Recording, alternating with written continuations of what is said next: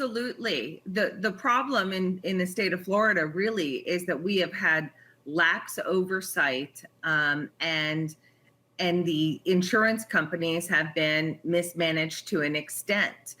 The insurance companies say, well, we're getting sued for claims and things of that nature. Homeowners are saying, listen, my house got wiped off the map. I just want you to pay me for my claim so I can rebuild. I've got Hurricane Michael victims 4 years post-storm still living in trailers in front of their home waiting to settle their claim. So one of the biggest problems that we have in the state of Florida is that insurance companies are not made to fully and timely pay their claims. And that's the barrier to rebuilding. It also can lead to a foreclosure crisis, right? So you have folks that just throw up their hands and say, we're just going to leave the property. It's not worth fighting about, et cetera. And so we're in a really difficult time here in the state of Florida. We have blue tarps still in the panhandle. We're now going to have that swath through the middle of the state. What do you say, though, regarding the insurance industry's arguments blaming, like you mentioned, Florida's tort laws, which help drive up costs, right, because it encourages more lawsuits against insurers than in other states. But also there have been a lot of fraudulent claims as well where insurers have been forced to settle in addition, correct? Yeah, so that's a more intricate debate, and I'd be happy to get into some of the statistics with that. First of all, one thing to know about your insurance policy is that it's a contract. This isn't tort. This isn't personal injury. Someone saying, hey, listen, I got hit by a car. It really is a contract where on the happening of a certain event, like a hurricane, your insurance company is supposed to answer the call. And the fraudulent claims, we agree as the trial lawyers that you need to stamp that out. And we are willing to work with the insurance companies to get that out. That's not good for anybody. So it's what? Not good for homeowners. Right. I mean, all around. I mean, there's so many factors that need to be addressed, right, in terms of regulation and making sure that these insurance companies are actually giving adequate coverage when people are paying up. But what about in terms of, I mean, if I'm a Floridian who's just been through a horrendous storm, you have insurance, you think, okay, well, at least my insurance will cover it. But I mean, what can they expect in terms of what kind of coverage they're going to get and their premiums going up? Is that guaranteed? So the premiums are going up regardless, even if you didn't have a storm event at your own personal home. Yes, your premiums are going up. And what is covered, again, has diminished. In the past several years, the insurance regulator for the state of Florida has had the ability to reduce roof coverage. There are sublimits on water damage and so on and so forth. And so people are buying this product because they have to, right? And it's covering very little. And then when they do have a claim, in their time of most need, we have a problem in the state of Florida with insurance companies not paying their claims.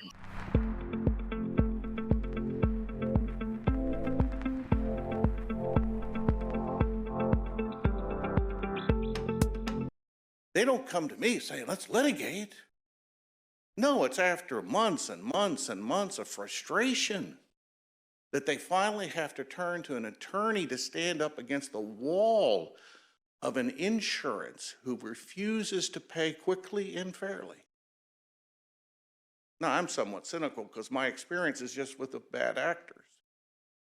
But I see a lot of them every day. I talk to several people every day who have had horrific experiences with their insurer.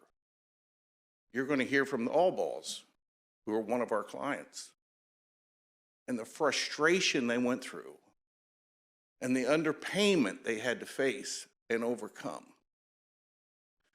Clients that I represent, $20,000 or $30,000, $40,000 in loss of their asset, most of them the largest asset, their home, is traumatic.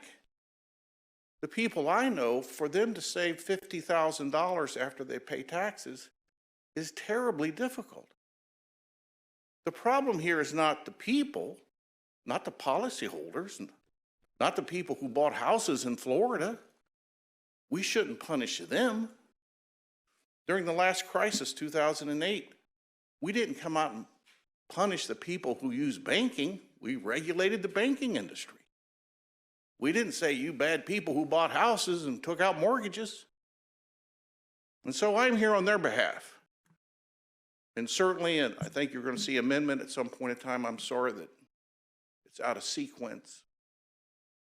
But certainly the strategy of insurance companies using multiple adjusters to stonewall and make it difficult for ordinary people to get a claim paid is just wrong. That should be considered. And in all fairness, we represent attorneys that find their policy so difficult to navigate that they hire us to represent them in their property claims. So with that said, I hope you'll take in consideration those who live in Florida, who have bought houses, who have experienced real damage to real property, and they just want to fix their house. This amendment is, wow. I have two sons, one that served in... I ask you to wrap it up here, please. Yeah. I have two sons, one that served in Afghanistan, one that served in Iraq. I asked them what they'd like to do as a treat. They said they'd like to go hog hunting from a helicopter with a machine gun. I thought that was crazy. I said, that's kind of excessive, don't you think? I think this bill is kind of excessive. Thank you for your time. Thank you.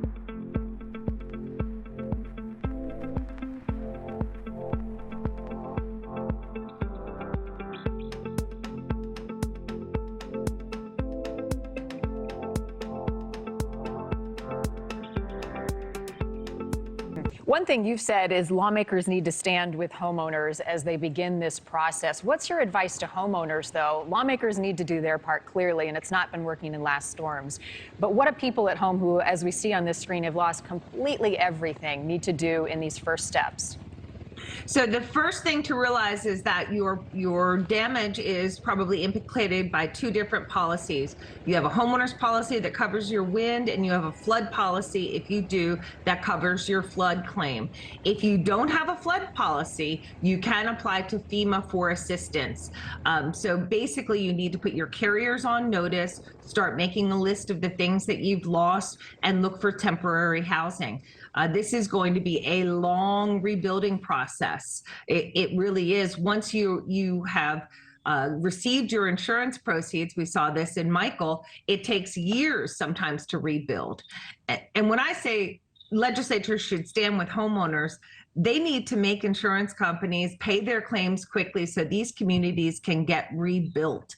If we can't rebuild Fort Myers because the insurance industry hasn't paid their claims, what kind of loss is that to the state of Florida and the people of that community? He's talking about shouldering the burden, right? It can't just be on private groups. It can't be on certain insurance companies. FEMA plays a role. Is the federal government shouldering enough of the burden after hurricanes like we've seen in years past, and specifically with Ian now?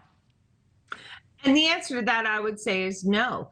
Folks are really left to their own devices. It's sad, but if you're relying on the government to come in your hour of need here for a longer term solution, meaning where are you going to live until your home is rebuilt, which might take 2 years or more, they're not going to offer that type of assistance for you. This is why we have insurance. This is why we have a private insurance market. And Floridians pay dearly for that. And so it's really time, again, for this governor, the insurance commissioner to stand up and say, listen, pay your claims fully and timely. We don't want to be in a situation where we're flooded with complaints about people not getting their claims paid.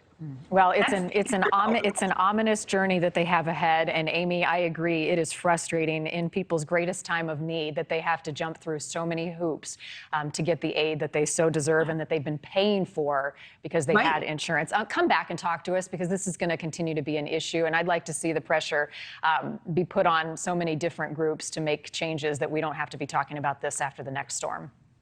I would love to come back, and I have a million things to say on this topic. All right. Thanks, Amy. We'll talk to you soon. All right, coming up, how much...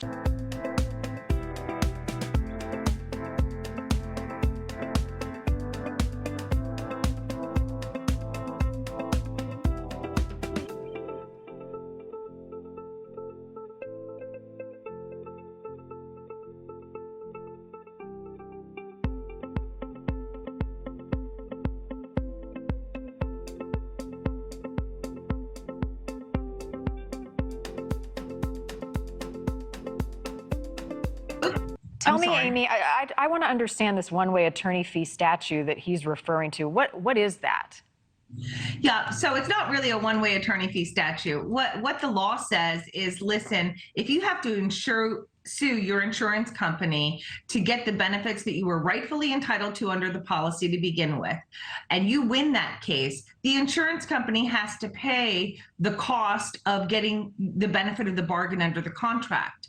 This is a contract. There's no difference between this and any other contract that has an attorney fee provision in it. And so it's really meant to help homeowners, right? How could a homeowner fight, a State Farm, for example, in 5 years of litigation and experts and so forth, if they didn't have attorneys to represent them and have the insurance company pay the cost of being wrong? Let's remember that. They're wrong here. They lose the case. That's how they have to pay attorney's fees. So what's the fix here? I mean, the governor is saying he's going to call a special session to address this, to try to get people the help that they need after Ian. You're talking about a storm 4 years ago that they're still not getting the help.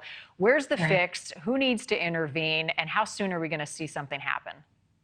So what we need is some more accountability from the insurance industry. It's really high time that this administration look to the industry and say, what are you doing to get people timely and fully paid? If they're not timely and fully paid, we run into a situation where people can't rebuild their homes. They're living in RVs. That couple, by the way, has 8 children living in their RV. They can't rebuild, and then we get into a mortgage foreclosure crisis, and that could lead to, of course, a real estate problem as well. So the fix here is that we had 6 insurance companies go into receivership in the last year. Do you know how many of those have had a forensic accounting done where we actually figured out why they went into receivership? Tell us. 0. None of those. And the 6 that went into receivership before that, ending in 2017, all involved self-dealing and mismanagement on the part of the insurance industry. Well, and Amy, you bring up these people, they can't pay to rebuild their homes. How are they paying attorney fees? Right, they can't pay attorney's fees. That's the whole point. And so the insurance company, if they lose and they drag the folks through years of litigation, they ultimately have to pay the piper for that. We already have a climate in the state of Florida where carriers don't have to fully and timely pay their claims, or if they do, there's not a huge penalty for that. Then we get into, all right, go ahead and sue us. Once we sue them and they are proven to be wrong, shouldn't these homeowners be made whole? I mean, that's what it's really about.